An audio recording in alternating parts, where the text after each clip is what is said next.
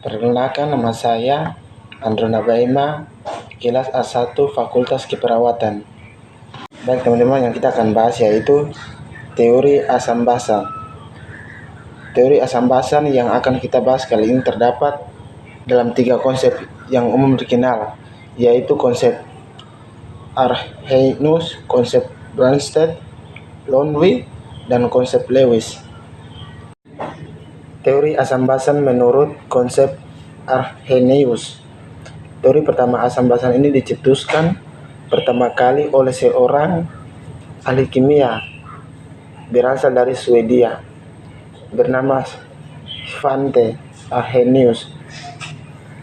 Teori ini menghubungkan sifat keasaman dengan ion hidrogen atau H+ dan pertama kali dicetuskan pada tahun 1884.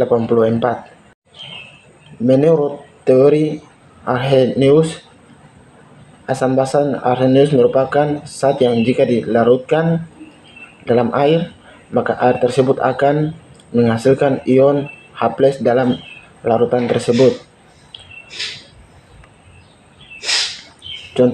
Contohnya adalah ketika asam klorida atau HCl serta asam asetat atau CH3COH dilarutkan dengan persamaan reaksi yang terjadi dari asam klorida serta asam asetat sebagai berikut. Berdasarkan persamaan reaksi yang terjadi tersebut, maka diperoleh dari ciri khas yaitu pelarut air zat tersebut magion kemudian berubah menjadi hidrogen dengan muatan positif dengan lambing H+, serta ion yang memiliki muatan negatif maka disebut dengan sisa asam. Sedangkan menurut teori Arrhenius, basa merupakan zat yang jika dilarutkan dalam air maka akan menghasilkan ion OH-. Contohnya adalah ketika natrium dihidroksida atau NaOH serta amonium dilarutkan maka akan terjadi persamaan reaksi basa pada larutan tersebut sebagai berikut. Dalam larutan natrium hidroksida serta amonium hidroksida akan menghasilkan banyak ion OH- dan kemudian dapat disebut sebagai basa kuat.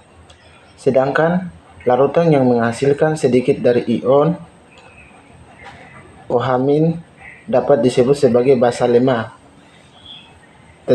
Tentu jika semua senyawa dalam rumus kimia tersebut ada gugus hidroksida dan termasuk dalam golongan basa.